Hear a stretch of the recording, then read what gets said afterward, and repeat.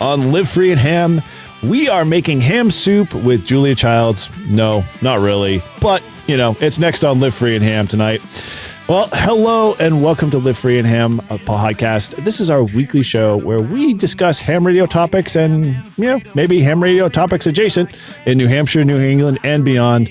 And so if this is your first time here, we're thrilled to have you. Or maybe you're a regular listener and you've been hanging out with us since way back when. Well, we appreciate you, and thanks again for tuning in tonight's episode. So let's, as always, roll right into it. I'm your host, Eric, callsign N1JUR, and with my co-host tonight. Hey, it's Paul, N1OJ. And W1STJ, Todd, still a general. And happy about it. And forever, as long as the show continues on. All right. Well, as we always do before we get into a topic, we like to talk about ourselves here. So our storefront, as always, is up over at livefreeandham.com/stop. And we always say, hey, why don't you head on over there? Check out all the great merch. We actually got a review from our store. So I am super psyched to share that today. This one came from David. He picked up our Live Free and Ham dram, which is not on sale. It's available. However, it's on a limited available. And I think we only had like less than about 12 or 13 left. So, if you want to jump on that, definitely jump on that. Otherwise, once they're gone, they're gone. But he says 5 out of 5 stars. It's a great glass. I would love to see a larger glass suitable for maybe adding a large ice cube. He says, I drink most whiskeys with a cube, but, we'll use this one for the ones that I don't need the ice. Well, Dave, we appreciate the review there. Thanks again for picking up a bunch of those glasses, and we appreciate you supporting the channel. And we will consider that next time when we're, maybe releasing another glass, something else than an ice cube. You can get that to work. Yeah, well, or just maybe get smaller ice cubes. That's another option. Come on. Things like...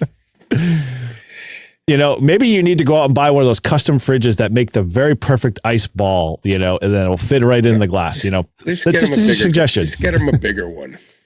All right. Well, we'll take that under consideration. So again, thanks, Dave, I'll get you the bigger one. We'll make it happen. Okay. All right. Well, thank you again, Dave, for all that feedback. We appreciate you, the review there. And like I said, if we release a glass, like Todd said, we will make sure that we get you one in your pretty hot hands there. So again, thanks for the review, and we all appreciate it. And so we also had another order come through before we get into the piggies there. Derek Payne ordered 2 Live Free and Ham glasses just from the store. So Derek, those have just gone out a couple of days ago. So make sure you check your mailbox for that. And, we'd love to hear your input, whether you like them, because we all love them here. And again, thank you again for Derek for supporting the channel and picking up some really cool stuff. All right. Well, the thing that we have alluded to, Paul has got it so eloquently balanced on his microphone there. We've mentioned this before. Well, maybe you've been a Jeeper and you deal with the ducks and all that stuff. Well, now we've got something really cool over here at the Live Free and Ham Works here. We've been putting together some really cool things, and so we created the thing called Hamlets. And so you can go over to Get Hammed. That's GETHAMMED.com. Check it out over there. Pick yourself up some.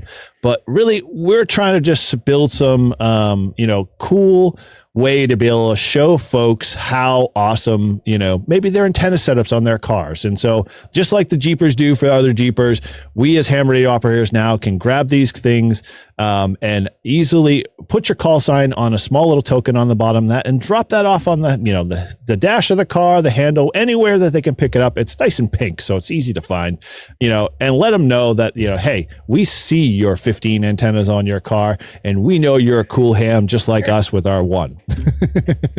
So, head over there to getham.com, like I said, and pick up your piggies there. And, if you are actually got some yourself and you want to send, us your photos of you secretly placing these out in the wild, we'd love to see that. We always want to share that with folks. Or you can just tag us in any of your socials with a tag of # and Get Hammed, and we'll make sure we scoop those photos up, and we'll showcase them up on our Discord and our website. So Cool. All right. Well, as always, we always love feedback. And so we got a couple of ways you can contact us. Again, the old and tried and true method is via SMS. There's a link down in all of our show notes and even up on our website that allows you to leave a review. Just make sure, as Todd says, to leave your call sign or your name, because we only know you by 4 digits. And, unless that's, your official way that you communicate, or that's how you identify, then we'll leave it like that. Otherwise, make sure you just include your name so we can give you credit for it. And you can reach out via that. You can leave us through our lovely voicemail. And yes, this is a thing. Folks that, have been thinking that it was, a farce or, something, like Area 51, now you can call and leave us a voicemail. And you can do that at 978-233-1142.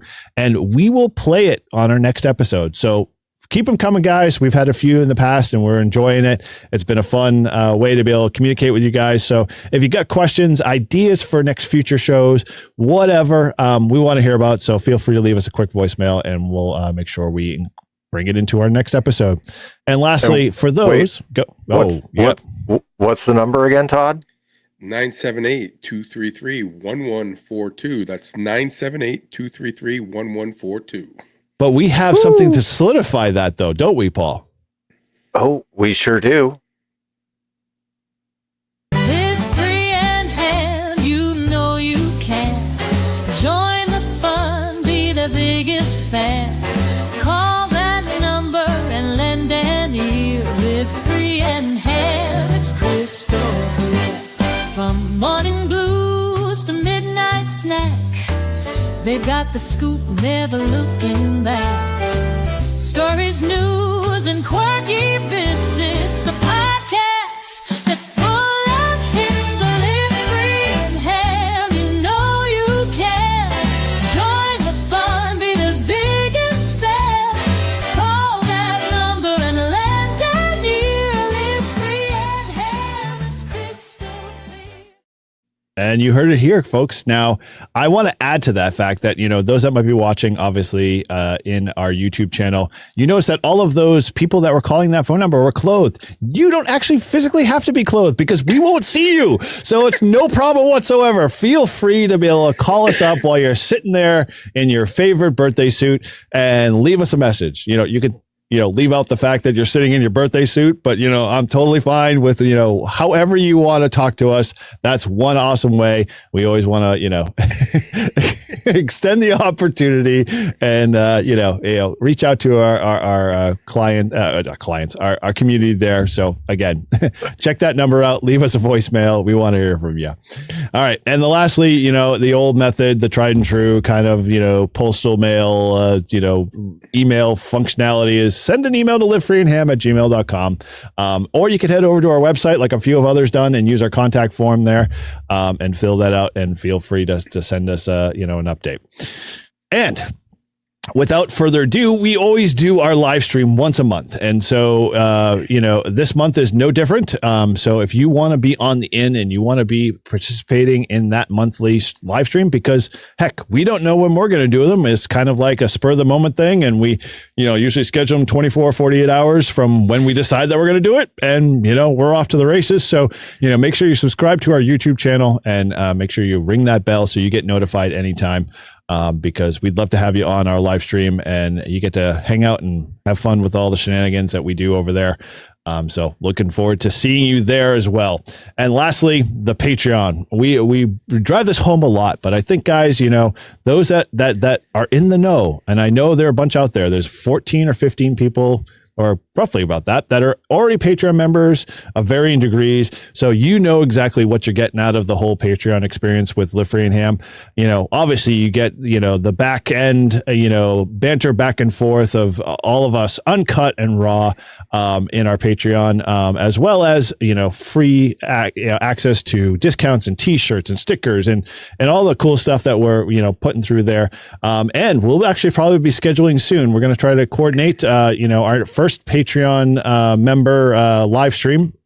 So that'll be coming soon. So Patreon members, make sure you're still a Patreon member and, keep an eye out for that. We'll be releasing that link out soon. So looking forward to that. And you've got plenty of time to become a member because that channel member live stream is going to happen sooner than you know it. So don't delay. Join now. Yep. As Bob Koff said, it's as little as $3.99 a month. We got to make a WAV file out of that one, just so we have something to play. And thank you again, Bob, for promoting the show. So always is great. All right, cool. So let's get into our usual, little tidbits here. Ladies and gentlemen, can I please have your attention? I've just been handed an urgent and horrifying news story. Everybody, we got some news. Slow down, Boog. Let me handle this. We've got some news. I've got bad news and bad news. I have reviewed ship's personnel, Captain. Congratulations, you've got mail. All right. We do have some mail tonight. We've got two mails. First one from Sean Pothier. He says, "Hi guys, thanks again for the show. I thought I would send another email to keep Todd busy and awake." So I'm wondering, does he think I sleep on this show? Is that what he's saying? You might. Jeez, guys are giving me digs. Anyway, Sean, it says, "I have a potential show topic suggestion. I'm sure you probably covered this in the past. Who about a walkthrough of the actual POTA site and process, showing how to schedule and announce your activation, showing how to post your planned activation on the POTA website, and how you log and submit your logs, what software and hardware you use, tricks of the trade." Great topic. I love talking about POTA, and I think we did talk about it once. I think we did a couple episodes on POTA, but it would be something to kind of go back to because there's been a lot more parks and some new logging software that's been out. So definitely a great topic. Appreciate the suggestion. We'll put it on our list, and hopefully we'll do that one sooner than later. He also wanted me to say, FYI, Judy, Shannon, and Angela were great. Watch your backs. They're kicking POTA ass. Out they are. Those girls, man, they know how to do POTA. Yeah, and they are, that's from Sean, KB1GIY. So thanks, Sean. Appreciate your contacts. I love the idea, and thanks for watching the show. Yep. All right. Yeah, for those that may not know the show that we're referring to, that would be our POTA Party 2025 that we had several of the POTA ladies on to talk about International Women's Day. Go check that out if you haven't, and party on, man. So back to you, bud. All right. Our second email came from Dave Mention on ham radio inventions and the call for change. So he says, "I enjoyed the lively discussion about the ARRL and some good points were made, but I was very skeptical of the salary reported by Dave Minster, the ARRL. Here's the link to probe list of nonprofit budgets in detail, and they report that the salary in 2023 was $303,246. Still a lot, but much more reasonable than the figure you used, 73. So we're taking that very seriously because we don't want to give false information, and I think we're going to address this on our individual channels, and I believe Paul N1OG is working on that to kind of follow up with you and the rest of you guys that were listening to see where we got that figure from and what the closest numbers that we could come up with and actually reference that. So thanks for the comment. Good comment, and we'll see where that goes. So just to chime in there, so that's going to actually come out as a ham diary episode on the Live Free and Ham channel. Yeah. And so I was thinking while you were reading the first email, so we each have kind of our own setups that we like to do, right? And so I think that would also be a very good ham diaries kind of response where we could each kind of display our own. This is how we spot, this is the software we use, this is what radio we bring, et cetera, et cetera, et cetera, right? Yeah, that's a great idea. I'm with you on that. Cool. Yeah, I'm going to try. I'm just learning how to do these videos and stuff. I've only done a few, so maybe I'll do that as one of my ham diaries to go over my POTA stuff. But yeah, so Eric, was there any more? Because those are the two that I had. I didn't see any other ones. That's what we got. All right. I think that's... Yeah, so guys, love the news. love when you guys give us feedback. We read them all, we discuss them all, and we want to put them on the air so you guys know that we are listening to you, and we're going to follow what you guys want. So appreciate it, and keep them coming. Keep me busy and awake, according to...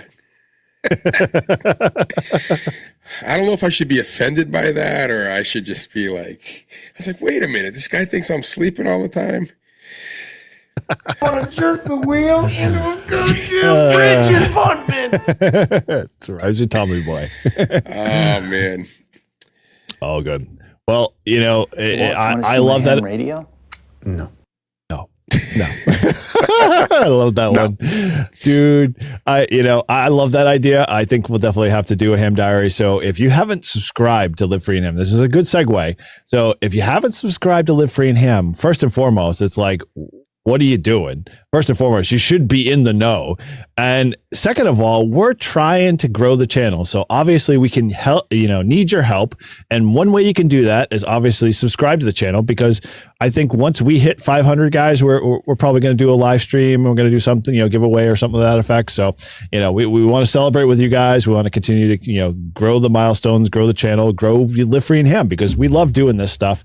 We love meeting our listeners. We love being part of the community, and we love you guys. So, all the better that we can all just have a big giant party at the, 500 mark. So keep that coming. But yeah, ham diaries. I like that idea. I'm going to have to think that through a little bit, because right now most of my POTA setup is my truck. So I literally just pull up to the, the parking space, and the antenna goes up and I activate. There's not much to it. And you say that I cheat by using a recording. That's not cheating. It's mobile. It's mobile HF, man. That's a whole new category. I still call CQ. Well, your daughter does. Your daughter does on a recording.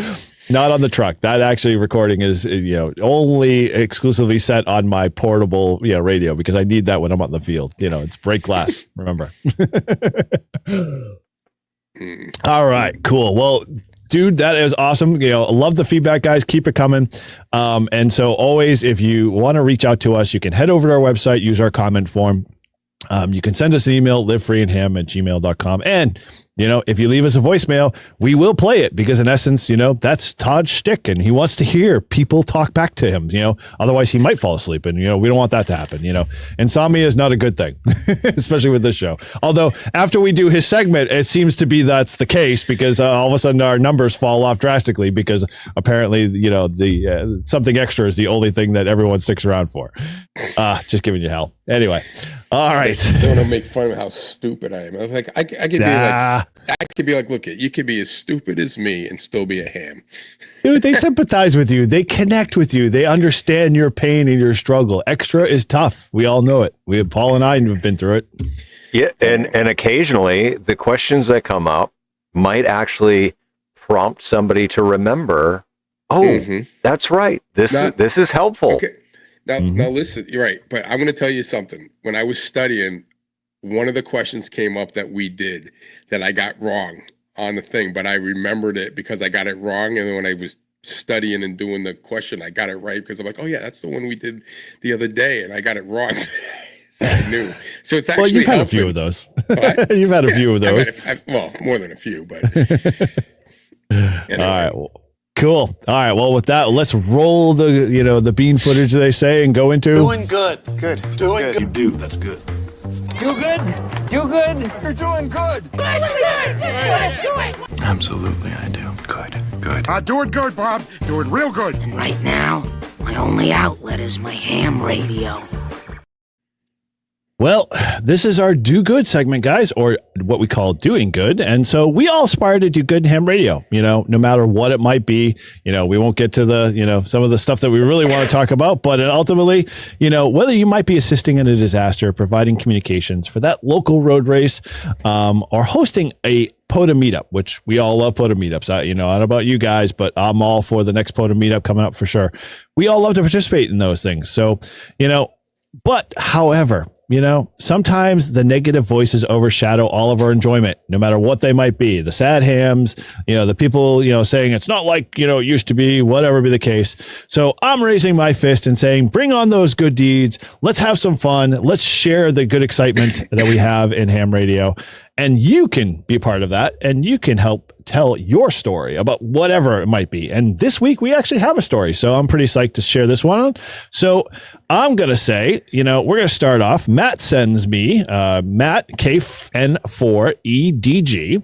He says, through the Collegiate Amateur Radio Program, ARL CARP, the Discord server, multiple Florida universities planned out a POTA meetup this past weekend. Now, I don't know when the time to date stamp I didn't copy it in, but this must have been in the past. Members of the University of Florida, University of Southern Florida, University of Central Florida, and Embry-Riddle University met at Lake Griffin State Park yesterday, and we activated Park US 1889 on HF. Good job, guys. That's awesome. We had a blast setting up antennas, operating, and even though it was a rainy day, which, dude, even if it's a rainy day, you're still doing POTA. You're still playing radio. Awesome stuff. This event was made possible by the ARL CARP, which I'm not sure what the CARP is. You may want to Google that, guys, and maybe we can figure out what that means. Led by Bob Inderbitsen, which is a really cool last name, NQ1R, and Andy Maluzzi, KK4LWR. However, the event was initiated and planned by Florida college students, which is really cool. That is awesome that you guys from a college perspective are leading this. And as the current president of the UF club, I was happy to have 3 of our students attend the event, even though it was only an hour drive away. In total, there were 10 attendees. Good job. Which was great numbers for a Sunday event, which is even better on a Sunday. Overall, a very positive event to show that ham radio is active in Florida colleges. Woohoo! Cool. Dude, that was awesome. What do you guys think? That's awesome. Absolutely. And so CARP is the Collegiate Amateur Radio Program. But yeah, fantastic that we've got good things coming out of the universities, because let me tell you, lately, I've been very disappointed with what's coming out of the universities. That can be all found on N1OG in New Hampshire. Cool. Well, dude, Matt, I should say, thank you again for sending us. He's the president of the Gator Amateur Radio Club, which, I'm all cool for. I'm going to have to go check them out. I'm in Florida next time. And I know Paul's, eventually going down there. Hey, say hello. So it'd be very cool. I'll be down in Florida for the entire month of May. Wow, awesome. All right, well then you'll have to swing by those guys and maybe hit them up with a POTA. So awesome. All right. Well, as always, you can send us your doing good episode in 3 easy ways. You obviously leave us via the voicemail at 978-233-1142. You can head over to livefreeandham.com/do good for those that like to be able to fill in forms and comment type stuff. You can leave us a long form message story, and we'll make sure we read it on our next episode. Or if you are one of the truly dedicated ham radio type A people, we are looking for you to step up and send us a win link. You can send your do good via win link, and it can be Telnet. I'll let it slide, but we really want you to step up, and we want it via RF to RF, and you have to send it to only one person, because all the rest of us are slackers, Todd and I, to N1OG, as he's patiently waiting for it to show up in his WinLink email inbox. So send it there. And if that's the case, we will make sure we get you on our list. And in a future, kind of live stream, we might bring all you guys on, and we can all hang out and have a great, big, huge party. And I'll talk about our doing good episodes. So all good there. So, all right. Well, with that, we roll into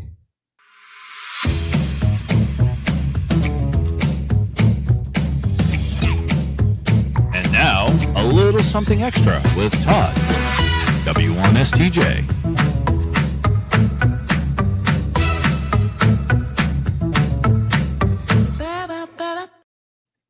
All right. Well, you've heard it here. This is where we help Todd study for his extra class license, folks. In each episode, as always, you've already become so familiar with this process. It's ingrained. We pick 3 questions with the extra class question pool, obviously from our on-air VE tester, to test his knowledge and hope he gets his upgrade, because I'm sure you're thinking the same thing we are. Get your freaking extra, my friend. Come on, let's go. If you'd like to follow along, you can head over to hamstudy.org, which is a great resource to help you prepare for your test and is always recommended by 3 out of 4 volunteer examiners. Heck, I think 4 out of 4 because anything else is, subpar in my mind. And again, the ARL was not available for comment, but that's fine. I don't really care. So without further delay, I hand it over to our VE Quizmaster, who has no influence on any of the question test pool. Take it away, Paul. All right. So now we got the proper layout here. Todd, question number 1 for the evening. What is described by the constellation diagram of a QAM or QPSK signal? Is it A, how many carriers may be present at the same time? B, frequency response of the signal stream. C, the possible phase and amplitude states for each symbol. Or D, the number of bits used for error correction in the protocol. Come on, button. And as always, I don't know is not an acceptable answer. Yep. It's not in the list. All right. I'm going to go with C. The possible phase and amplitude state for each symbol. Oh.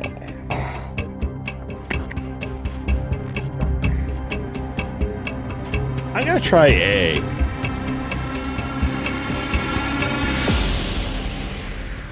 Well, Eric, I'll tell you right from the start, you're wrong. Oh. Oh! Todd's got it right. The possible phase and amplitude states for each symbol.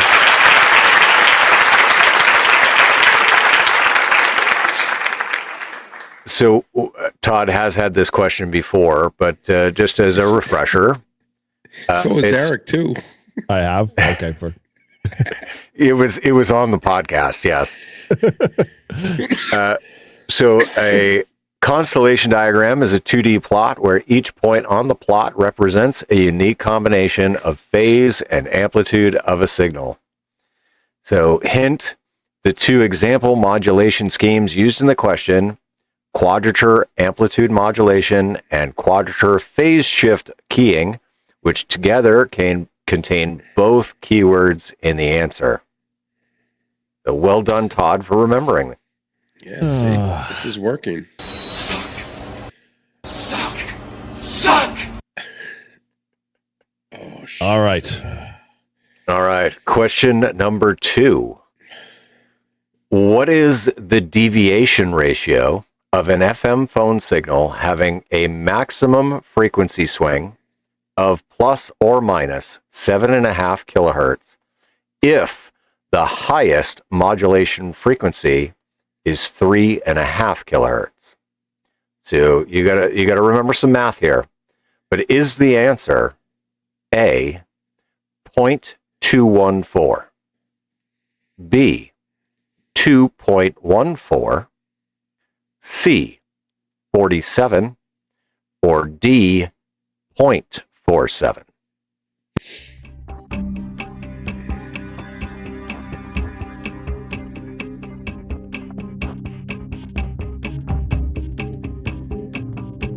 I'm going to go with B, 2.14. Well, based off of some little math in my head, I'm thinking B as well. Close enough to 3 kilohertz. And wrong button. Wow. And trigger happy Wrong tonight. button. Yeah. There's the right button. Congratulations. Yes, 2.14 is the correct answer. And so for those that can see, deviation equals frequency swing divided by frequency. So to do the math out, you get 7.5 kilohertz divided by 3.5 kilohertz, which equals 2.142857. which you round to 2.14. And so absolutely great job. You got it correct.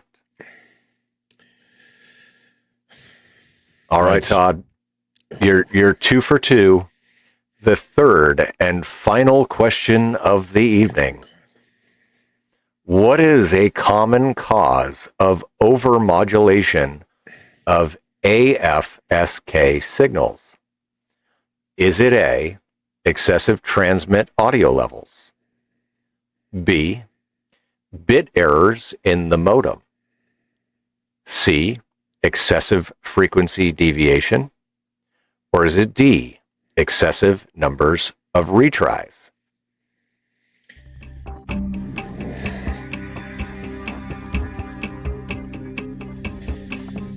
I'm going to go with D.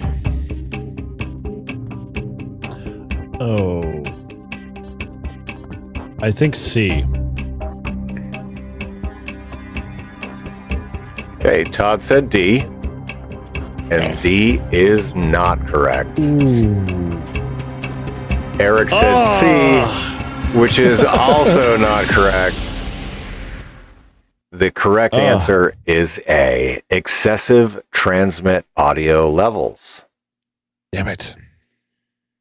So AFSK, audio frequency shift keying, produces audio that is then sent to a FM transmitter. A FM transmitter modulates its carrier frequency with this audio. If the audio levels are too high, it may deviate more than the allowed specified amount from its carrier frequency, which is called overmodulation.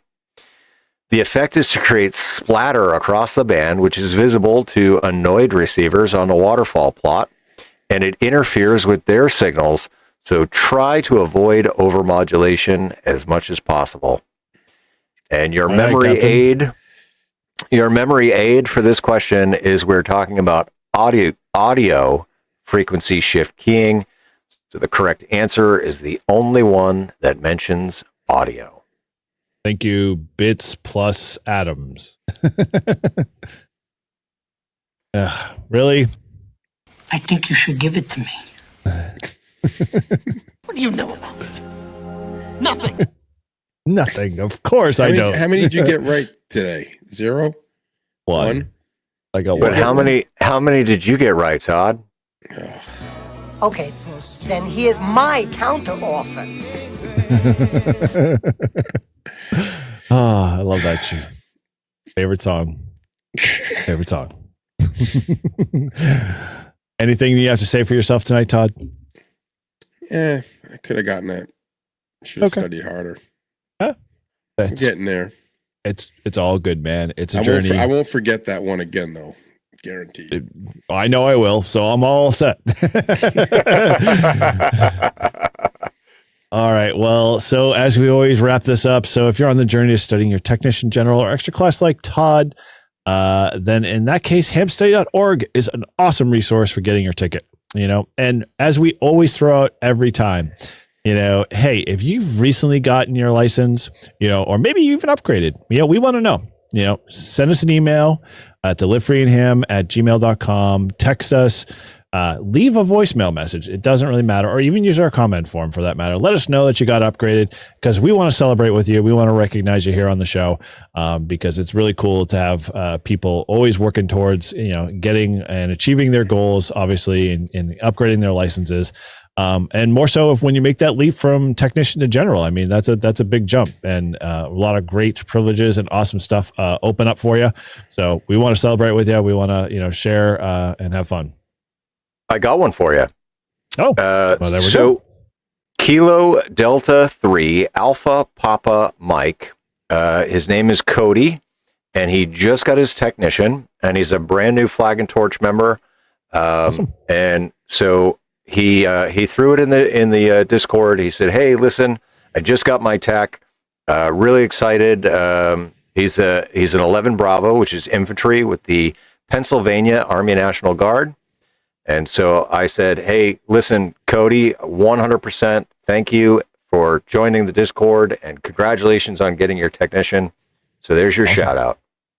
Very cool. Well, good luck, Cody, and definitely look into make contact with you in the future on the air. And, hey, if you come join, hang out with the community, we'll support you, working towards, wherever direction you want to go in. It's always fun. Ham radio is an awesome hobby to be in, and always, fun, and a lot of crap to explore for sure. All right. Well, with that, we're going to dive into our usual show format. So let's start off with Mr. N1OG. Grouch, how's your ham radio week going, bud? Well, all right. So my ham radio week was good. While it didn't actually have a lot of ham radio in it, I did do a little bit of some contacts from the truck on repeaters. Talk to some people here and there. Anthony is always on the Ford Mountain repeater. So KC1 REK, Anthony, hats off to you. Always good to know that you're there. But I have in the mobile command center now, I have the 7300 set up with the auto tuner and the power supplies and batteries as backup. I've got the computer fully operational with the all powers unit as a UPS. So it doesn't matter if I have shore power or not. I can still fully operate the mobile command center. And once I figure out the antenna situation, we're going to be back on the air. That's the last piece of the puzzle. So I'm going to go 50 ohm coax, probably, I don't know, it's maybe 15 to 20 feet total length by the time I get to where the wall jack is. And then it'll be 75 ohm coax to the outside of the RV. And then we're going to go back to 50 ohm coax. So there's going to be a little bit of math, as far as velocity factors and the coax losses and all those things. But I'm really, really excited about it. I'm also learning about mag loops because I have this crazy idea. I saw a truck, and the gentleman that owns this truck, he used copper pipe to make rectangular frames. Oh, nice. And he put the frames in kind of an A-frame shape on the roof of his ladder rack, and with a mag loop, designed to his antenna. And it got me thinking, and I said, well, I mean, if that works on the top of a truck, imagine if my radiating elements were like 26 feet long by 4 feet high, and they met at the top, and it made an electrical connection. But for travel days, I could fold it down flat and not have to worry about road clearances or any of that nonsense. So yeah, so that's the next project in the works. It's gonna be one heck of an experiment and a whole lot of learning, but I'm excited to do it, and that's one of the great things about this hobby. Totally. I mean, we are. I assume we'll be able to catch more of the details up on your channel on that whole build and everything else like that. Yeah. Obviously, there's 100% worth documenting the experiments and how it looks on the antenna analyzer and the tiny SA that I've got and all of those things. So yeah, I'll definitely do a video on that. It'll probably take me a bit, so just subscribe to Live Free and Ham so that way you get the weekly updates here in the podcast. There you go. Sweet. Awesome. Well, it sounds like a total transformation there. I'm going to have to for now forever refer to the Grouch Mobile Command Center as just GMC. I know that, GMC. Maybe it might be a little bit of an insult if you're a Chevy owner, but whatever, I tow it with a Toyota, so there you go. So, there's a slap in the face to all of those GMC owners. But yeah, no, looking forward to all of those on your channel going forward.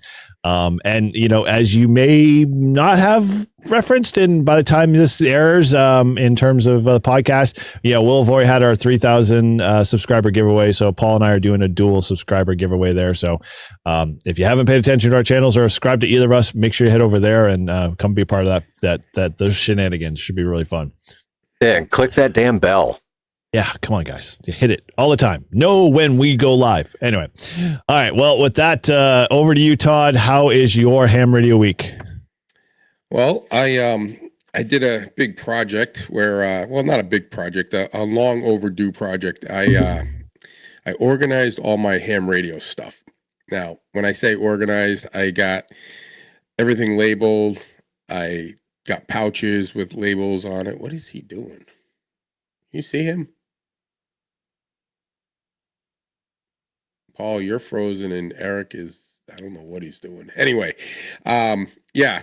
So I organized my shack. I got all my electrical stuff, wires, parts, you name it, all organized in containers, bags, whatever. Everything's labeled. So now I have it all in one spot, and when I need something, I'm not going to be searching for it. So worked on that, and then bought myself a charger for my new POTA my POTA adventure, because Which one did you ultimately end up going with? Because I know we were debating on a few. Yeah, I got the Noco.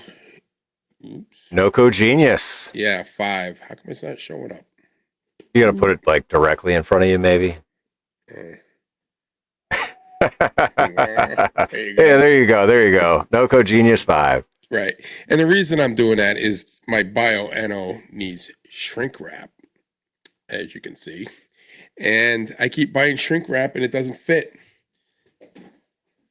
And it's a lot heavier than my my little battery that I bought for $24. The Cycling Bat LiPo 4 battery. It's I think it's a 10 milliamp. Just a little nice. Bad boy Not milliamp. That's a 10 amp hour. 10 amp, yeah, sorry, right. not Yeah, milliamp. yep. I'm always thinking my RC stuff. Yeah, 10 amp. It's lighter. It's a little bit smaller, and yeah. Then I got the charger, so I'm all set. I just got to make some connectors, and yeah, I'll be off to California with my new setup after I test it, make sure it works. Yeah, but it should. Do that first. Yeah. But yeah, no, it's been fun, and like I said, I'm the whole idea of doing this is I had a bunch of stuff in my shack that I needed to get organized, and I put all my tools together, and I got my wire, my coax is all together, labeled, and I've been using Paul's bags that he recommends. His color-coded system, yep. Yeah, I got these little, you see these things? I got a whole bag of these little keychain things, and you can just write on them with and you can, like, if you change it, you can throw it in something else. So I have all my things labeled with that, so I can see when I grab a colored one, I can just see what it is and say, oh, this is power banks.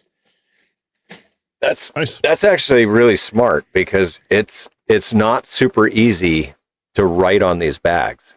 Right. Right. Yep. Right. You know, so yeah, that's a great idea.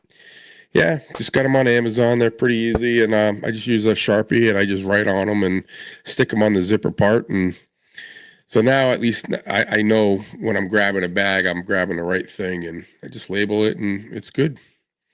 Please. So yeah, and this Noco 5 it's pretty small, and it's actually cool because it comes with like banana clips or whatever you call it. Those alligator clips. Alligator clips.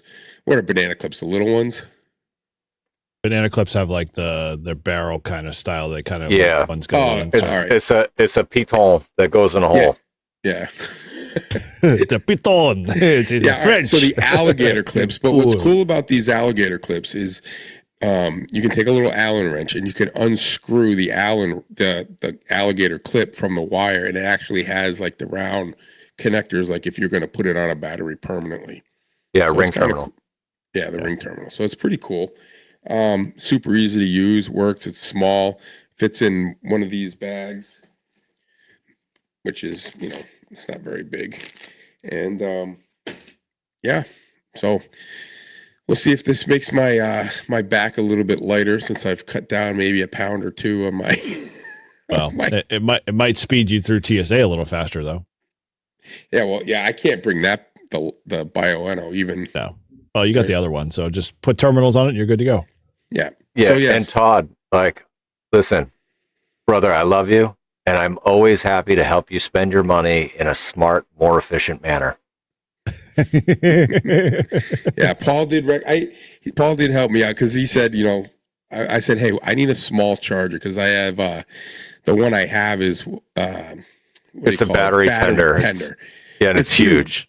And I'm like, I'm not lugging this thing around, so I wanted something small, but you know, you never know what you got. So he says, listen, it costs a little bit more, but you know, as Ryan says, buy once, cry once. Yeah, buy once, cry once. So it wasn't that bad. It was 22% off, so it was, you know, it was in one of those red deals. So I bought it. They make this is a 5 amp. They make a 1 amp, but to me, if I was going to like leave a bunch of battery, like if I was going to leave like 100 amp battery charge and I wanted an electrical charger, I'd probably buy the 1 amp and just let it do its thing. But for POTA and traveling, I need to charge a little bit faster than like overnight.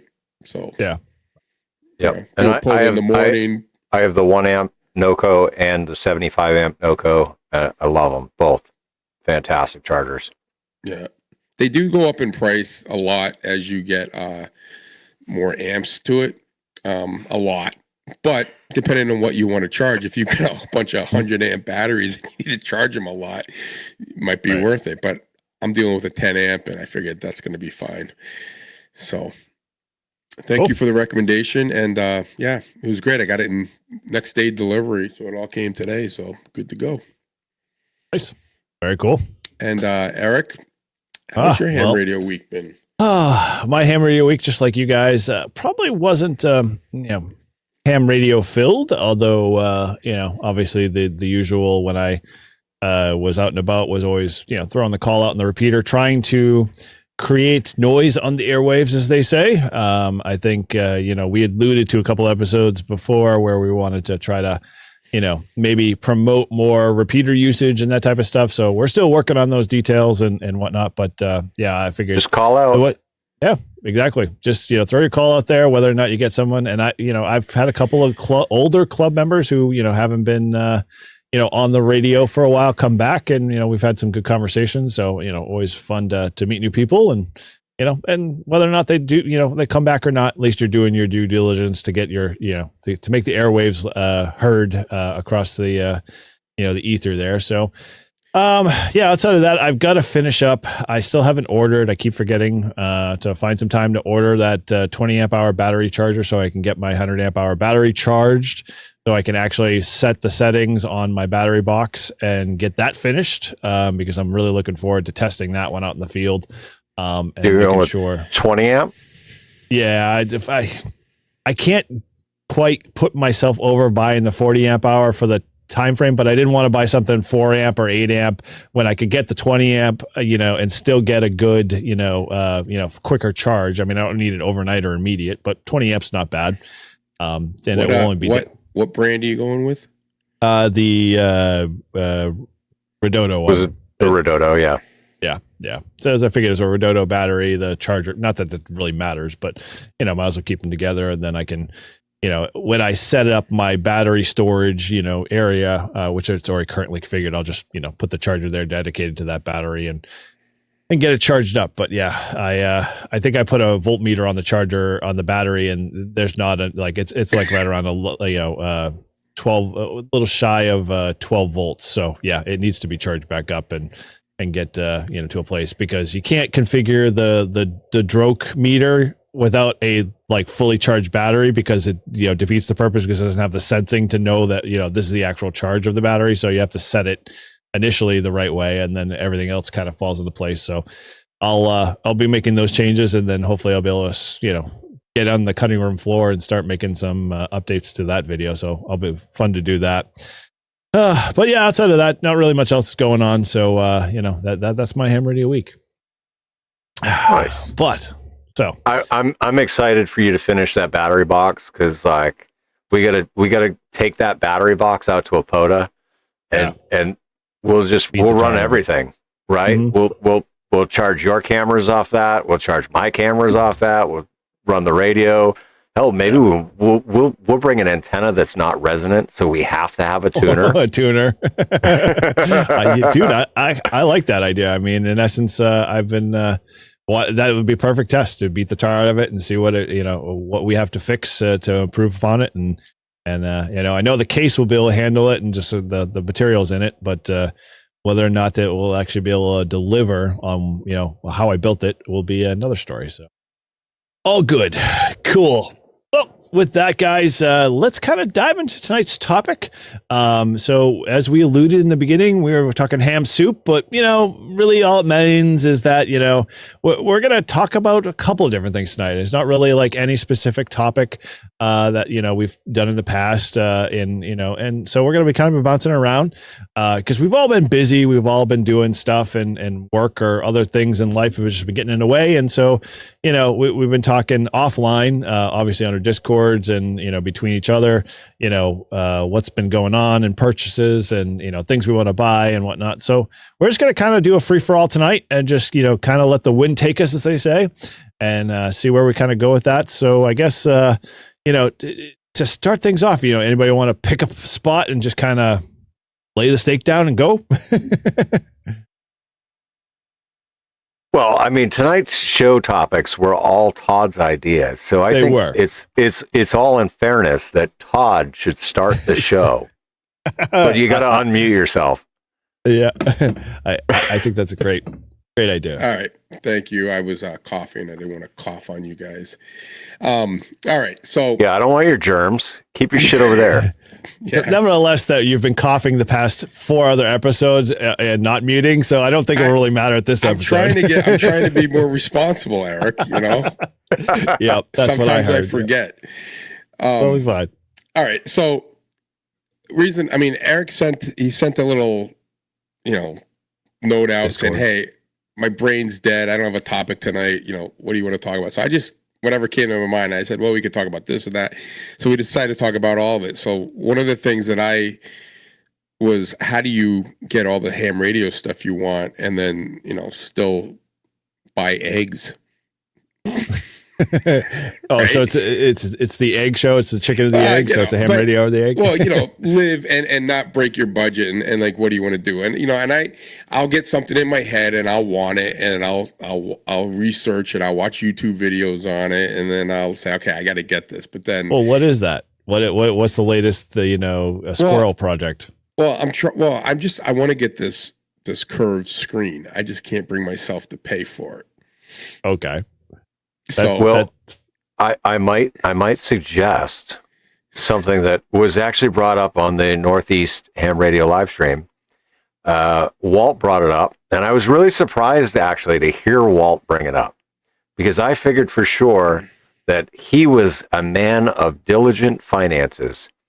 However, he said that he often uses a firm to make those big purchases, as I do as well, because more often than not, like I don't have the funds available. And so it's much easier to spend, $78 a month where you overpay and you pay $150 a month. So that way it knocks the interest down. But then you could spread it out. And that is how I paid for both of my 7300s. Yep. That's true. So yeah, I could do that. But my thing is like, do I really want to, I think, so what I'm looking for is I'm looking at this. It's I think it's a 48-inch curved antenna, and it's come down in price. What? Yep. What is 49? it? 49? 49. Yep. It's come down in price. A monitor or an antenna? Not an antenna. Yeah, monitor. No, He's talking monitor. TV. Yeah. I'm sorry. And I don't like the way my shack is set up. I've got 2 screens, and I've got a light, and I got a speaker, and it's just starting to look cluttered. And this monitor has a built-in speaker, which is probably better than the cheap one I bought from Amazon. And okay, I think it is. And I don't even use the speaker because normally I got these headphones. I say you got headphones on, so it doesn't matter. Okay, right. So could get that out of the way. I got 2. I have a dual. I only have 2 monitors now, and they're on like an arm. But then I bought this lamp to kind of go overall to put the light down so I could, see the desk. And that takes up the spot, and there's no place to clamp it except now it blocks the arm for one of the monitors, so I can't really move that monitor. And I'm like, this is starting to look like I just put a bunch of shit that I found in the basement together. So trying to clean it up, and that's the big purchase, right? Like, do I do it or do I not? Other things that I was also thinking about, because I'm going out to California, and I'm like, do I really want to bring all this stuff? Like, maybe I could just get a small, 20 amp, POTA radio that's small and What do you mean, a cheap. 20-watt? Yeah, like a 20-watt that I could just like throw in a bag and not have to have, the Like whole the backpack. FX4CR. Well, Yeah.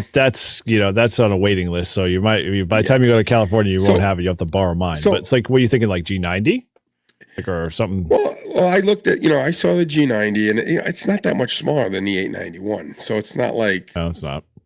right. So then I looked. I was like, oh, L-Craft. Look at those bad boys. Right? Oh my God. Whoa. Holy crap.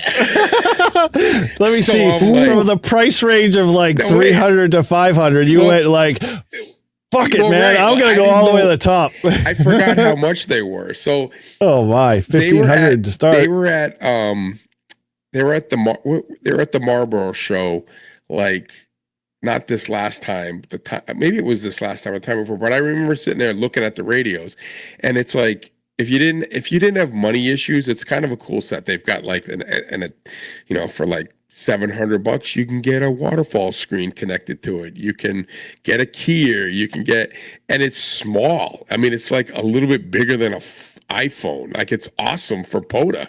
I'm like, this is the coolest thing ever. And then I looked at the price. I was like, holy Jesus. Wait, which one are you looking at? Like, you're looking at like the KX3s and the KX2s? Yeah. Those are bigger than an iPhone. Well, they're smaller than that. They're like, they're like that big. Maybe two iPhones. They're I'd say, thin. yeah. So they're like the length, I would say, of like maybe a G90, but they're Right. a little thinner. But yeah, my gosh. So okay, so let's tickle this fancy. I'm curious. Did you price out one? Well, yeah, I went to the website and they had all packages, and I just didn't look at the prices. I said, all right, I want this, this, and this, and that. And I was like, yep, not happening. It's just not happening. Wow, yeah, like, well, and we get into KX3 world. It's a whole new like ecosystem in my mind. Like, you're an elite. Well, no shame and no harm to any of those, the KX3 Elecraft folks, but it's an elitist group. It's like the Flex folks for, radios. It's like, once you get to that, level, you're like, nothing matters. I want quality. I want receiver, best of everything. And, and those that use them. And then I saw it says, oh, you can get a 100-watt amplifier with it. So I put that on there too. Oh my gosh. I'm like, this is going to be awesome. What did that final number come to? It was like, oh, you got it.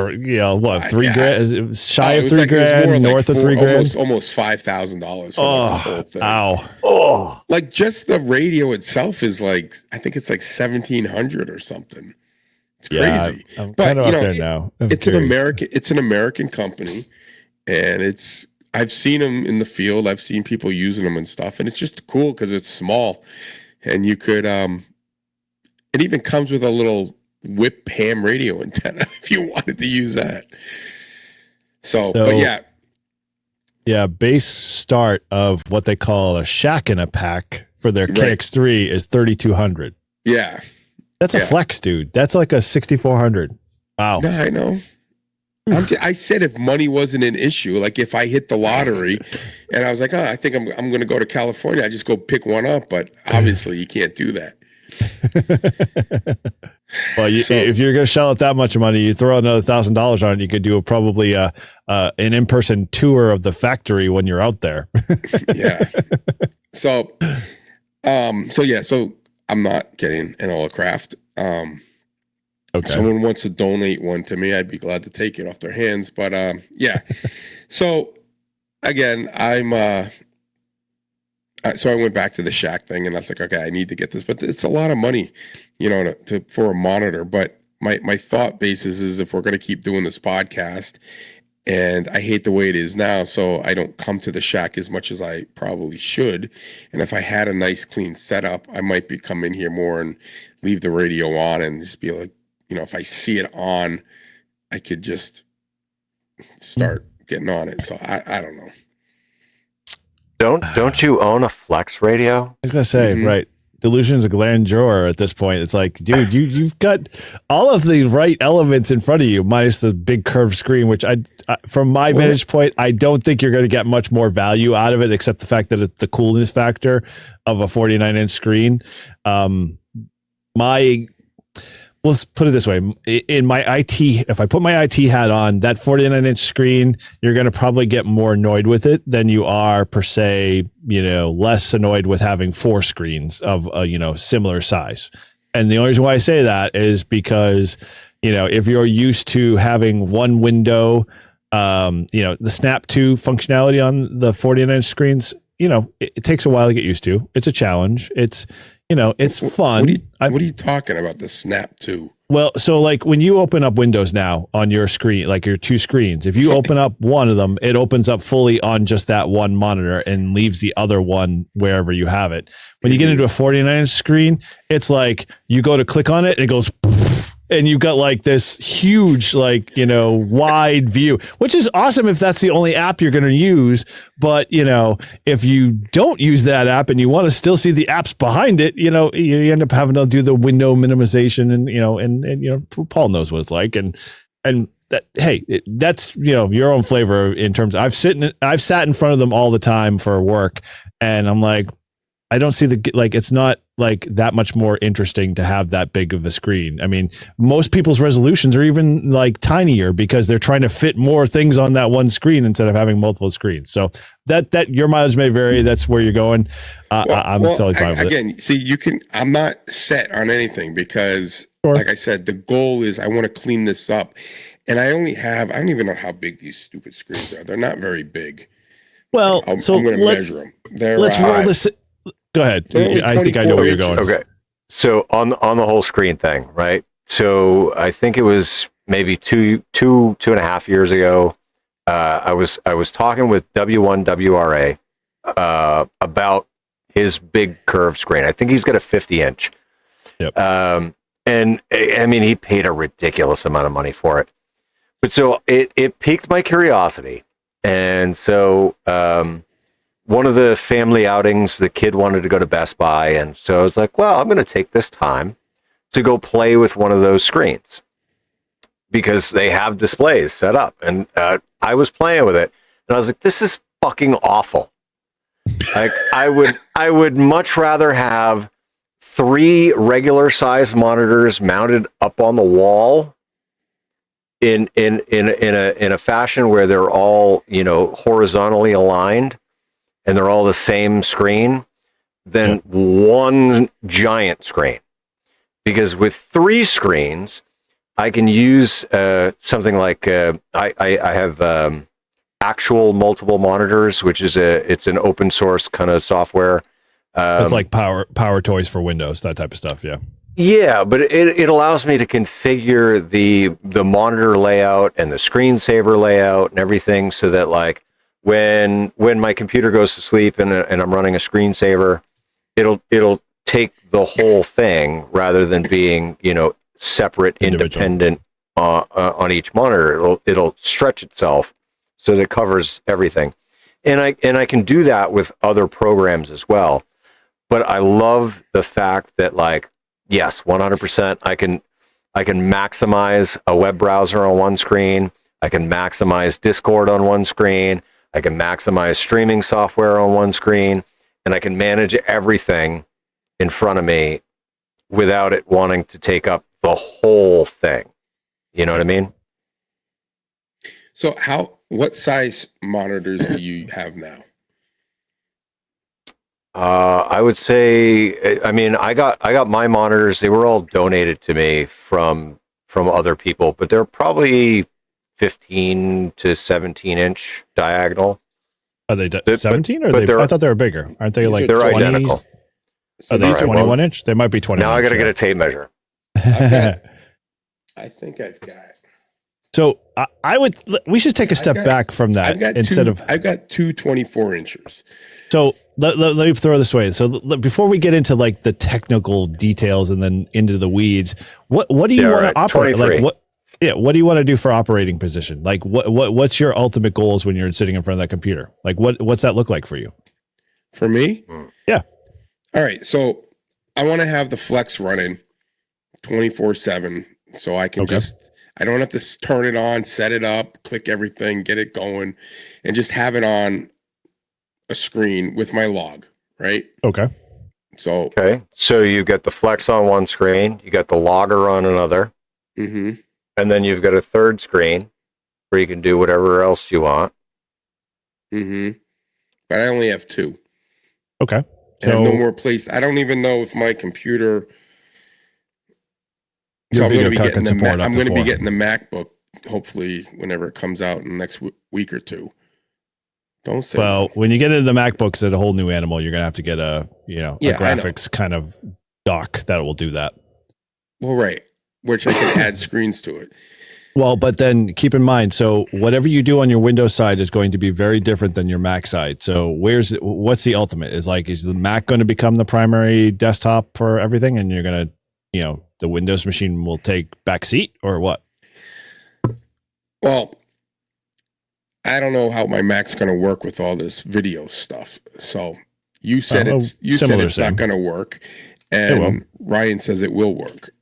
So I didn't say it's not going to work. I said it's going to work. It's just to be different in how it handles it. And that's it does the same thing the Windows world does. The Windows world makes it a little bit more complicated because, there's a lot more levers you have to pull and a lot more things to make it work the right way. The Mac makes it a little easier because they developed it a little differently. And so, for whatever platform you play with, that's going to dictate what you're going to do. So tell me what do you envision? So when you're sitting in front of this now, when I did my setup, I sat down in my head and visualized, okay, big monitor. I want to put my logger, the Flex display, WSJ-TX all in one monitor. Right. And then that's what I want. I can't do that on this little monitor that I have. I mean, I could, but I won't be able to see it. I'm a little blind. Up close. So I need definitely need a bigger monitor. So basically, before we start building your monitors, you should get an eye appointment and get that solved first. Because whatever we do is going to be more difficult. But anyway, yeah. Okay, so say we're past that stage.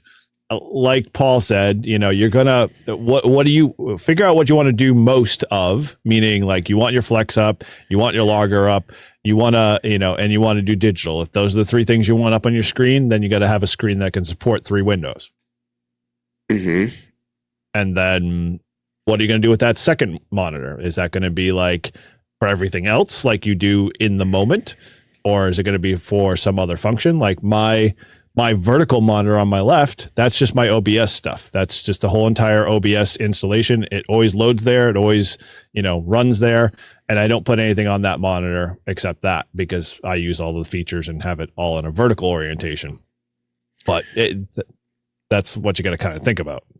Well, right. Well, that's what, so right now I have, when we do the podcast, I use my Stream Deck, I hit podcast and everything pops up. I got the main screen is StreamYard, and then I've got OBS and I've got the camera.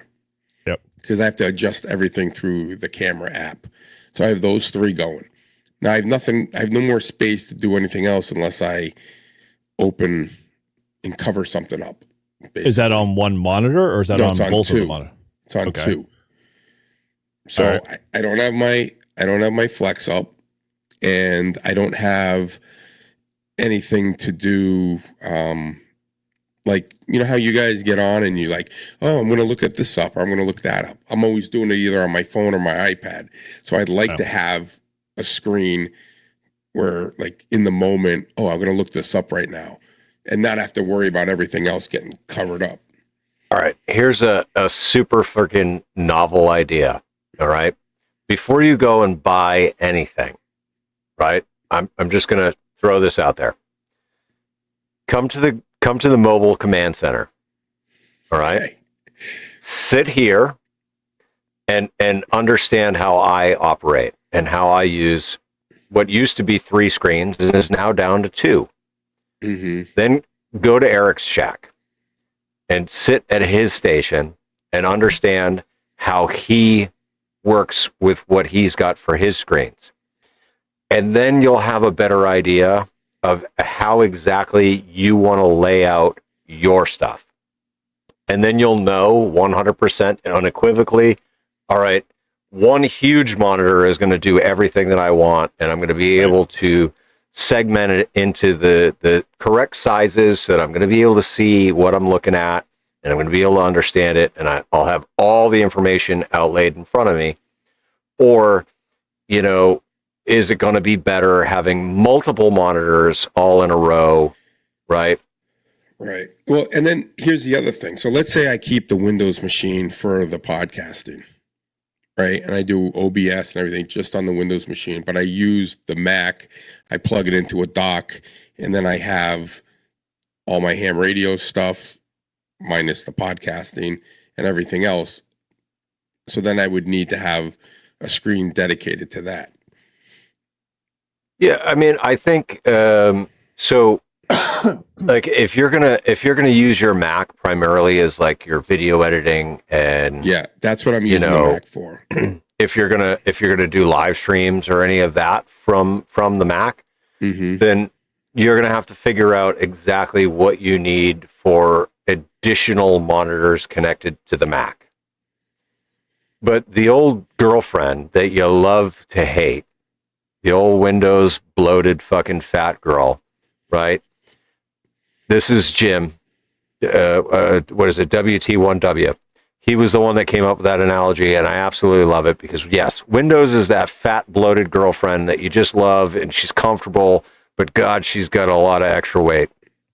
That's Windows. So play around with, you know, both sides of the house and see, okay, well, I'm going to use the Mac specifically for this, this, and this. And so I need to be able to connect extra displays that'll give me those options. And then when I'm on my Windows machine, I'm going to be doing this, this, and this. And so those displays have to also be able to connect to the Windows machine to serve those functions, right? So that way you're dual purposing, and you're not creating a setup for one specific thing. Yeah, I would even take it one step further. Like if you're going Mac, which is fine, I would use the Mac as we'll say like your POTA bag. Like it's a portable. Like you're not taking your DX10 and putting it in a bag and using that as I'm going to go out and do POTA all the time. You have something lightweight, something very purpose built. You know, that Mac is going to be like you've been talking about in the past. It's going to be your video editing device. It's going to be like, you know, those types of things. But, you know, it won't limit you from being able to fire up your Flex and play Flex and WSJTX or anything from that device.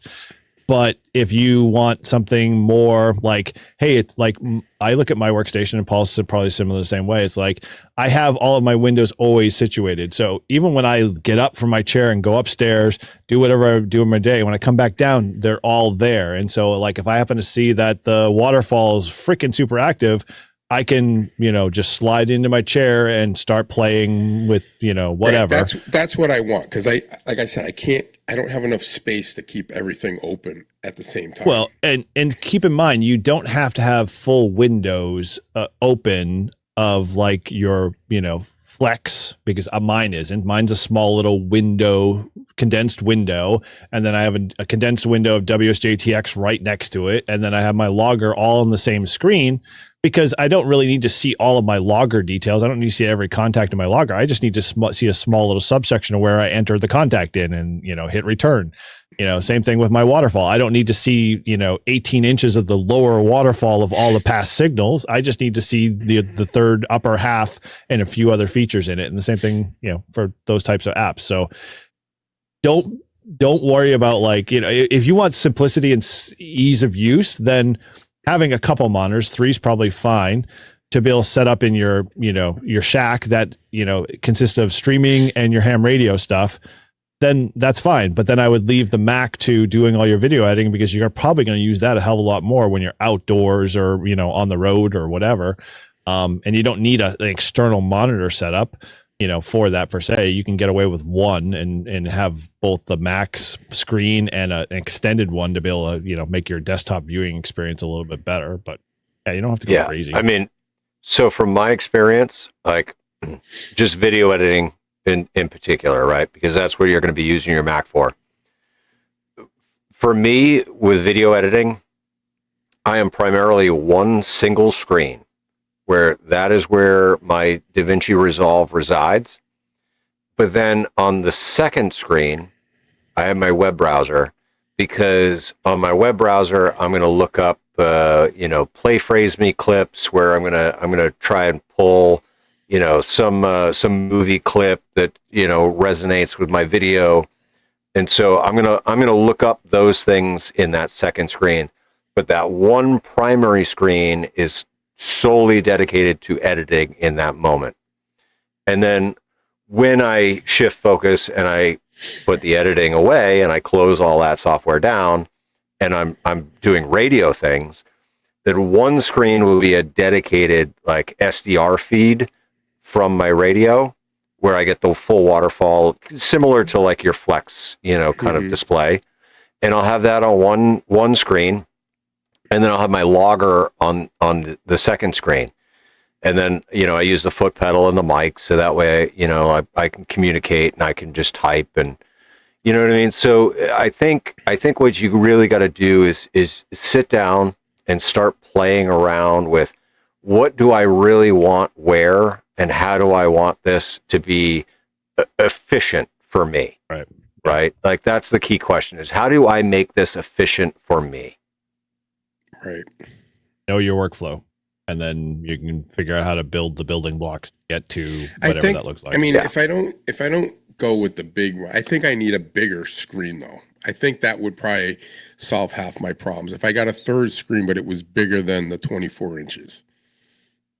Yeah, I mean, screen size is just whatever you can afford basically these days, because you just throw a third screen, whether it's in, I would say from an aesthetics perspective, if that's your thing, having three of the same size screens across the board make it very easy to, not have to worry about different sizes. But I don't care that my monitor's vertical here, a 24-inch vertical here, and my curved screen's 32 inches and it's horizontal. And then above that, I have a gap and a 50-inch screen that, I have to, strain my neck to look up at. But, exactly. And so, you just got to kind of think of that as like, when you're sitting in front of it, how, what's best from your viewing angle when you're looking left to right or up or down. And I don't have, like I said, this desk, I don't have much, I don't have a lot of space. So, well, I know you don't. You could fit three screens. I mean, Paul's got less space than both of us combined, and he's scrammed it in there. But I think I'm going to have to get I'm going to have to get like another screen mount. Yeah, you will. The mount stuff is what you're going to have to hang your screens off of, because you don't want them on your desk. He's already got the tape measure out. Right. All right. So I got 4 feet from front wall to back wall, and then hold on, and then I got just shy of 6 feet. So I got 4 by 6 roughly. Okay, this is the entire space that I have to work with, and if I can do it, you can do it. Yeah, all right, dude. You just need to figure out how to get mounts. I got 6 feet across, so from the side of my left side of the desk to the window is about 6 feet. You could easily fit. You said what, 24-inch screens you had, Todd? Yeah, you could easily fit one more 24-inch screen going across horizontally. It would have no issue. Yeah. When I was at the QTH, my station, my studio setup was 3 apparently they're 23-inch screens, and that's what it was. And it works. It works great. The other thing I could do would be, I could get a bigger screen, like even like you said, like a smaller curved one. What's the purpose of having the curved one? Is it just better? Dude, I really don't see angle. Yes and no, but I don't see any difference between that and a flat panel. I mean, if you have if your lighting scenario in your house or the room you're in is really bright, then a curved screen kind of helps that, because it knocks down a lot of the extra glare. But if you're already dimming the lights and stuff like that, then this curved screen is not going to do anything more except be a gimmick. So I'm thinking of having a main screen and then maybe have a horizontal and a vertical. Or 2. Why? like the bigger screen to have like all the ham radio stuff, like the flex and stuff on it, or have the flex on the side ones and have the bigger screen so I can do like the video editing or something. Well, like Tony Stark does when he's editing in the middle of the air, like his main viewpoint's right in front of him, but all the other stuff is on the side of him that's not important or needs his attention.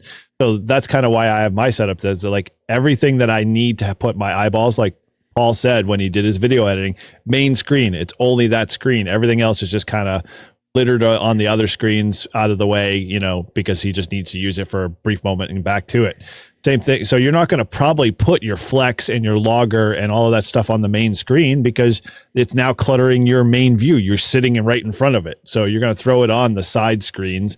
So if you have, you know, them the same view, you can put on either two screens on either side of you, you know, those components. So let's say I have the flex on the side screen, right? And I'm video and I see the waterfall and I want to use the flex. I would just then move it over to the main screen? Drag it over if you wanted to, but you don't have to. So I keep forgetting my background is a perfect example. So see my main screen, that's got like Discord, that's got my WSJTX stuff, and I think that's the curved one. No, the one above it. Yeah, the one behind my head. That's the curved one. That's the curved one. The 50 inches above Discord there. Yeah. So the screen that's here is basically, like I said, that's all OBS. That's nothing else. That's just a whole entire screen of OBS. The monitor that's behind me is my main monitor. I don't do anything nothing really sits there. The big one? The one above me, the 50 inch. That's your main one? No, the one that's in front of my face when I sit down in front of it. Is the curved one. Yep. Okay. And that's a 32-inch curved monitor. So and what do you put on the big 51 on the wall there? So the big 50-inch has Discord. It's got the Flex software. It's got the logger and WSJTX. That's really all that sits up there. And now, what happens if you can't do if I keep the PC and the Apple, I can't use this. Can you turn the screens to which computer, or are they just stuck on one screen, like per computer? Well, again, it goes back to the fact, like, what do you want as your main computer? Like, you want the Mac or do you want the Windows side? I kind of want the Mac. Okay, well, so then two things are going to happen with the Mac is that if you get a MacBook Pro, the Air is only going to be able to support so many monitors before it starts to struggle to send, its video output to it. So you got to look into that. So like the MacBooks are awesome, but at the same time, they can only support so many monitors out of the box. And where you might have 3 monitors at home on your Windows PC, when you try to hook up your Mac, you might only be able to support one or two larger ones, max. But what happens if you have a docking station? You could still only doesn't matter. The docking station is only going to be as powerful as the video output of the card that's in the computer. Now, if that's the case, wouldn't that then benefit having that long 49-inch curved screen? Because that would be one monitor. That'd be one monitor. Yeah. I mean, but again, it's a different operating style with one screen having all of those individual, windowed apps. It can be done. It's not, there are people that do it all the time. I mean, I used to have a MacBook and I used to have a spare monitor that was a 27-inch monitor, and literally I would do both. I'd have applications that I needed on my Mac that it was there because I was typing on the keyboard in front of it. Then any of the secondary stuff shows on the second screen. So I don't know if you can see the picture I put behind me here, but so this is an old shack setup. This was before I put the monitors all horizontal together, where this way.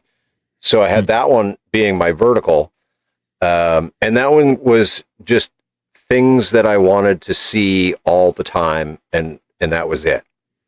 And so on the top, you've got Simon's World Map, and then there you've got the grid tracker lookup window, right? Because it just made sense to put it on a side window. Whereas, there you've got the main grid tracker window, and then you've got WSGTX and the call roster And, you know, it worked really, really well for what I was doing because I was able to maximize the use of those monitors without having them all be horizontal. But eventually I did take that one, which it doesn't fit in here, so it's not here, but that is now in storage. But that monitor eventually ended up going horizontal in this location right here. And then it was just 3 screens, you know, horizontally. And it worked well. But that goes back to the fact that he had 3 screens. All of them were accessible via the PC at any being able to drag through each of the monitors, but each of them represented one large, like when you clicked enlarge, so it goes to full screen, it stayed full screen just on that one, not on all of them. Right. Yeah. Well, I got a lot of thinking to do. You guys just made my decision that much harder. Well, that's what we're here for. Either spend your money it might be more beneficial. Maybe I won't lose. Maybe I won't spend as much money, but I really think I have to find, when I figure out what I want to do, I got to get the right monitor mount, because this thing I have now, it like clamps to I don't have enough space to keep clamping stuff to. Well, if you look at my setup, so like this monitor or this monitor is on an anchor that's tied to my shelf. So there's one pole there with an arm.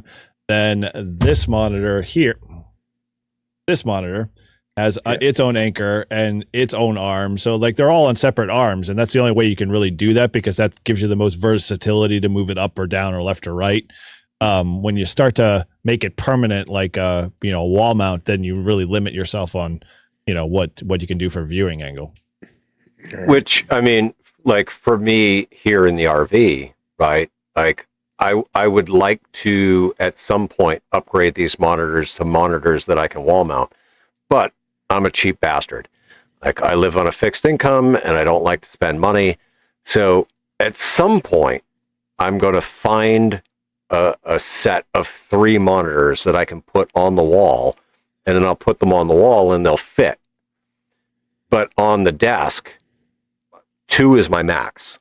Like that's just I just don't have the real estate here. Right. And so 100%, it's all about maximizing the space that you have available to suit your needs. All right, and knowing what your needs are. That's really I love where this conversation has gone, by the way, because we started talking about like how this was going to be like the ham radio soup mixture of things. With the monitors. We're all about monitors, but you know what? It's an important conversation to have, so it's great.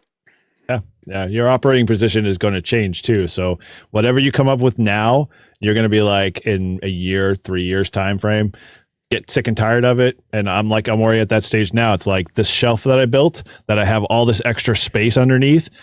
I have my Stream Deck and my Flex knob. That's it. And it's like I have all this extra space, and I fight my camera because my camera is above my head. And so like I'm going to have to tear it all down and get it more lower. And so I'm going to have to go through that iteration too as well of, okay, what am I going to reposition? What can I gain? What am I going to lose? That kind of stuff. So yeah, it's a struggle, but it's fun. Somewhat. Yep. Well, the other thing so I had to do an Amazon return today, and I went to Staples because that was the closest place to do it. And if the chair that I'm in now, it's kind of cheap. I mean, it's just one of those mesh. You can't really see. It's like those mesh office chairs. Staples style. Yep. Yeah. Paul's downgraded. He hasn't gotten his real chair in there yet. But he did have a nice chair. I've got some back issues, right? Like, and I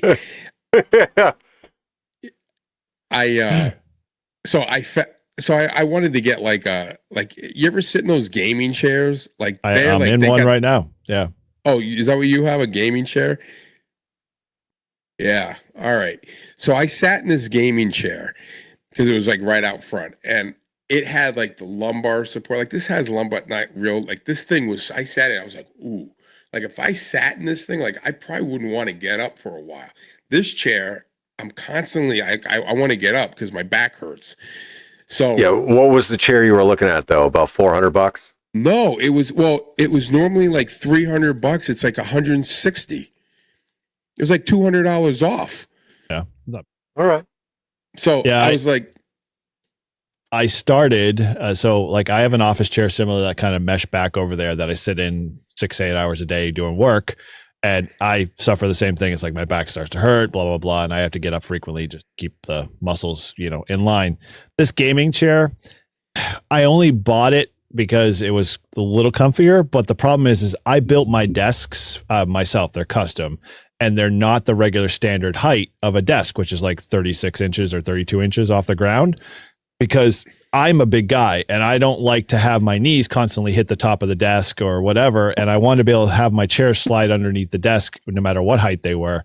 And so my desk is a little bit higher than, an average height. So my chair I had to find, and this is the only one I could find that had the elevation to get it up high enough if I really want to go up high enough. But, it's kind of one of those things that you just got to try out, because I went through 3 or 4 chairs. The one my wife sits in to my right of me is one of those office kind of style chairs. It has like the plush bottom and the, kind of pinned, ornamental kind of looking style chair. But, it probably would have fit the bill too. But, she liked it better and she got. Well, the reason I got 2 of these chairs, right? So Diane said, well, we have to get matching chairs because we share the office, right? Like kind of like a tea desk. She's got the left side, I got the right side. And in the middle, there's like a thing in the middle. So she goes out and buys another chair. It's white and brown. This is black and mesh. Throws the other one downstairs that now Zach uses to play his video games in or whatever. So I'm like, I thought we had to have matching chairs. Guess not. Not anymore. So I don't just know. keep in mind, whatever chair you get and she sits in it, it's going to become hers. So you might as well get a second one just to play it safe. No, she would never. She'd be like, "That's ugly," but this is my shack. I don't care what it looks like inside. Well, but you do, because you do. it's driving you fucking nuts. Yeah, I do. I just want it to be like, it's just so cluttered right now. I got to clean it up. So if I can figure out how to get monitors and clean it up and be able to use it, and like I said, have a dedicated screen for my Flex, I think I need a third monitor. I either need to get a big ass one or a third one. But what I'm thinking is I'd like the third one to be a little bit bigger than this. So maybe have like one on each side, maybe one horizontal, one vertical, and then a bigger one in the middle.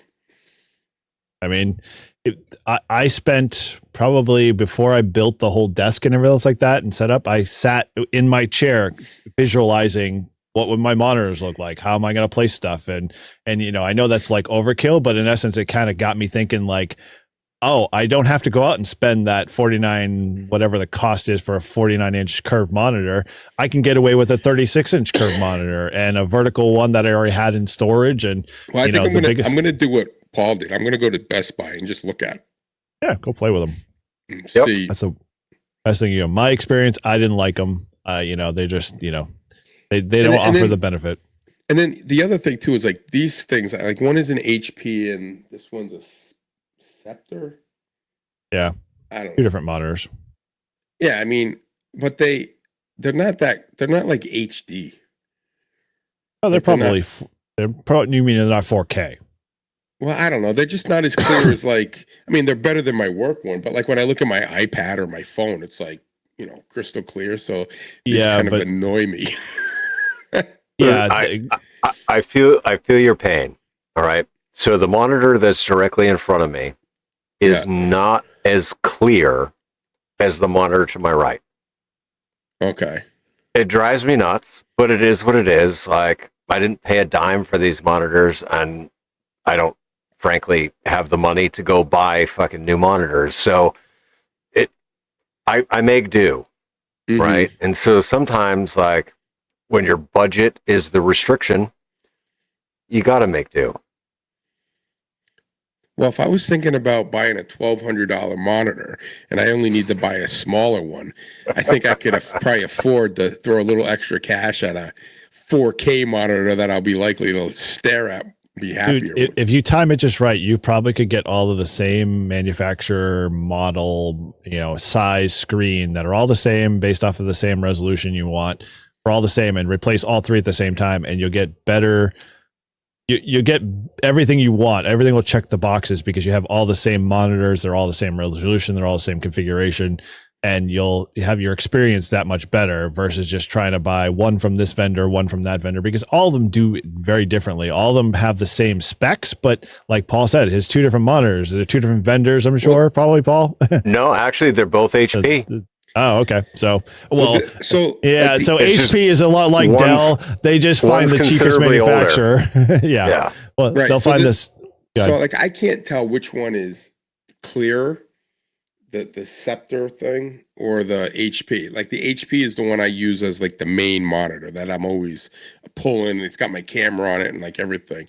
But what? The one thing you get into monitors is you have to understand like the technology, refresh rate, how many nits it does, what outputs it has that it will accept in display ports. Always a better output or input than say HDMI. Does it do or VGA or DVI? Yeah, well, if you can still find those monitors today, but yeah, if you have those, those are definitely analog. Yeah, so the reason why you're probably dealing with the weirdness is probably VGA. VGA is not a digital mode, and your computer's probably putting out digital, going, "Hey, idiot, I'm having to downscale because your monitor says I don't want to accept this." Next time you come over, Eric, you can see what I have, and maybe you can tell me the specs to buy to make my computer, because this computer is good, except it won't download the goddamn driver that I'm trying to do for Zach's quadcopter. Yeah. That's why I hate Windows. I can't, like, I seriously would get rid of it if I could. If Mac wasn't so expensive, I'd get like the Mac Pro Tower that would, but they're like ridiculously expensive, like $4,000. I ain't paying $4,000 for a computer. As we always say, sir, here is a check with my name on it. Write down any number on this piece of paper and I will pay it. Yep. Yeah. All right. Well, enough with my monitors. I will figure it out. I think I'm going to take you guys out. I'm going to go see, I want to go see Paul's, the Grouch. What is it? The GMC. Grouch Mobile Command. The Grouch Mobile Command. And then I'll check Eric's. I've been to his shack before, but just check it out again, because I probably was there not really paying attention to how it was all set up. Yeah, sit in the chair, look at the screens, look at the way that he's got it set up, and see how it works for you. Yeah. Yeah. All right. Yeah. Cool.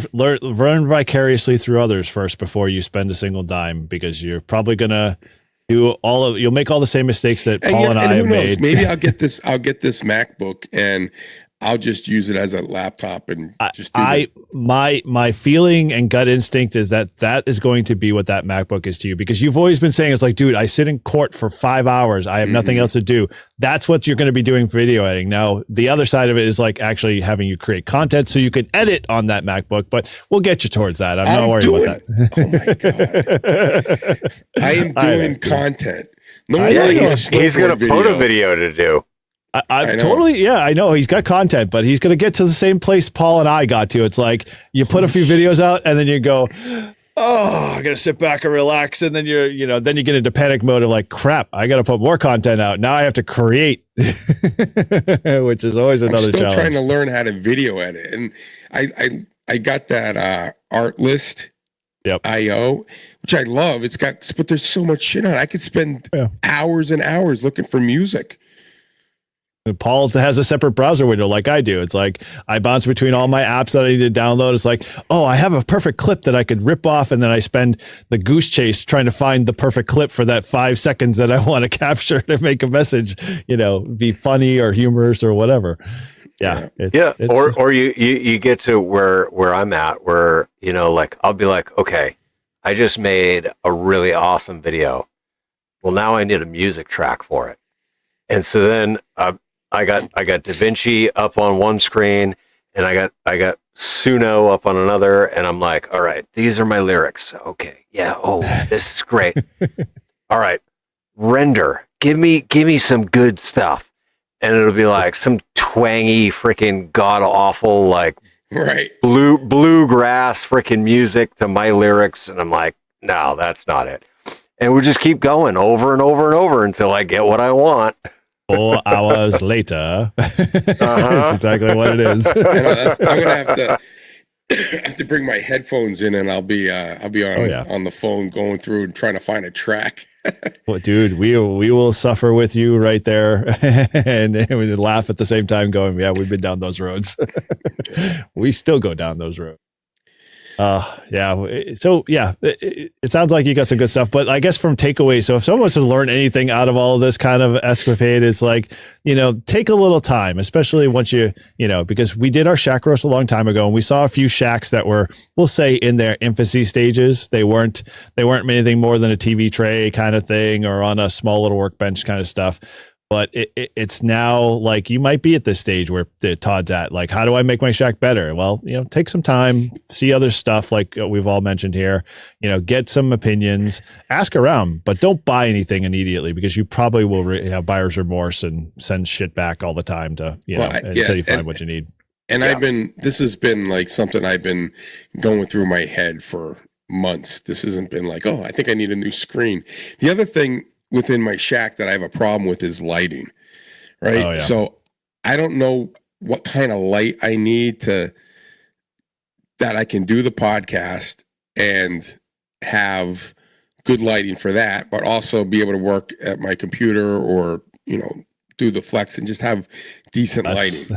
That's a whole like two different things right there. I know, regular lighting and then podcast lighting. So I thought this light over the computers was kind of a cool thing. It's like this arm, I can bend it, it opens up, it covers almost the whole length. It's got it's got a remote control. I can just change the things. And then it's like, nope, this isn't really, it helps, but it's not what I need. So that's the other thing. So with lighting, so I battled lighting issues hardcore at the house, and it got to the point where I would put my green screen up, and then I had they were for chickens, right? Baby chickens. So it's the aluminum round dish that goes around a floodlight. Mm-hmm. Oh yeah, yep. Right. So I had 2 of those. Oh, diffuser. But so it was a little too bright. And so what I ended up doing was I put pieces of computer paper over the front of them to just kind of mask the light a little bit, so that I had plenty of ambient light coming down on me. But then I also needed a light over the camera, right? You could see it on my hand, the light. So I have a light over the camera, which shines on my face and lights the front of me.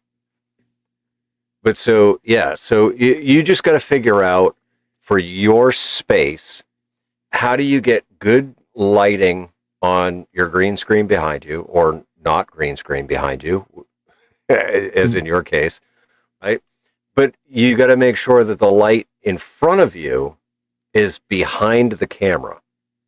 And that's where those stupid fucking ring lights, like, they work. And they work because they're recessed just ever so slightly behind the camera. And so the light doesn't interfere with the aperture of the camera, but it lights you. Well, and there's a perfect example. What's a ring light? Exactly that. It's a circle with a light. Yep. And a hole in the middle. But where do you mount it? See, that's the other thing. Like, where do I mount all this stuff? Because my shack, my desk, where all these is right in front of a window. Yep. So there's a challenge. There's no wall there. It's just a window, and that's where my coax. Remember how I was mentioning how you should get all of those like bolting racks that, like, it's basically like an H frame that has an adjustable bar that you can attach stuff to that sits behind your monitors. That's what you probably want to start looking into. Something that's going to obviously hold your monitors, but at the same time also allows you to stick. Like, if you look at my picture back here, you see that there's that little ball here, right there. That is the light that fits me on the face, but you can see how it's actually causing shadows here now because it's not directly behind the camera. And so, like, that affects like your video background and all the other stuff. You get artifacting, like you can start to see a little bit of holes here and every once in a while because the video card's trying to compensate, whereas Paul's pretty like solid, like he's got a consistent lighting schedule. So I'm still dicking around with light, and I've been doing that 2 years now, and I'm still haven't got it down to 100%. I look very washed out tonight. So, but get used to setup first, and then you're going to have to add lights after that, because that's going to be a challenge in and of its own to figure out. So this rack thing, this thing would be behind my desk. Yeah, bolts to the desk. Yeah, or even the thing that I got my kid for Christmas actually was really cool. It was a kit where the lights came with tripods, and so you can put the lights with their separate tripods in behind your desk. The specific ones that I bought were vertical, rectangular lights. But then he's got like different filters that he can put in the lights, and he could change kind of the color scheme and that kind of stuff. But there's a million options that are ready to go out of the box with lighting. You don't necessarily have to get a ring light. It was just, good idea. Yeah. It's just the concept, right? But you want the lighting behind your camera, so that way none of the light messes with the aperture of the camera. Got it. Yeah, it's a whole new animal. Like, so don't put the cart before the horse. Get your operating position comfortable first, and then go from the next stuff. And then do lighting. Yep. Yeah. All right. Things change, season change, lighting changes, all that kind of plays into it. Yep. And we could go into for all the listeners and the watchers, now you've got inside scoop on how us ham tubers do what we do. Yep. Yeah, it's not an easy job, guys. We have to look this pretty all the time. I don't know about you. It certainly wasn't as easy as, like my kid made it out to be. He's like, oh, I'm going to be a ham tuber, and I'm going to make all kinds of content, video game content, and it's going to be great. And I was like, yeah, I don't know that you really know what the hell you're getting into. Exactly. Yep. If we only had it all written out at the beginning, would we all still dive into the deep end of the pool? Probably not. But okay. Well, like I said, we've this is a good episode. Even though I don't know where it was kind of taking us, but it helped Todd at least, hopefully. Yeah. And well, you told me to start. I took over the whole podcast, but dude, hey, I got some better ideas now. I got now more stuff to look at and to review. I'm going to do some field trips to the Grouch Command and to Eric's Shack and to Best Buy, just to kind of get a feel of what's out there, and we'll do something.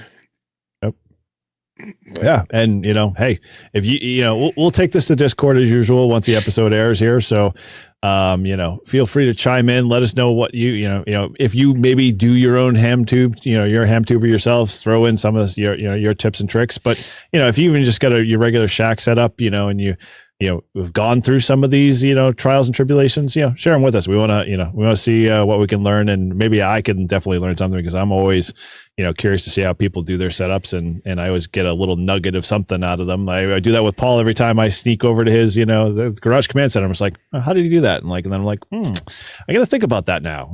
So, we play off each other all the time. It's good. Cool. Hands and hams. Yep, roger that. Any other last minutes we want to throw in there before we kind of wrap this up and put a bow on it? I'm good. Okay. Sounds good to me. I guess I'll leave some pearls of wisdom with our audience, right? Listen, none of this shit is cheap. Nope. So before you spend any money, try and find somebody that you can test, or you can test in the store, or you can sit in front of different setups and understand what you like and what you don't like, because ultimately your comfort is what matters, right? And so it doesn't matter what your shack is capable of. If you're comfortable using it, then you're going to use it.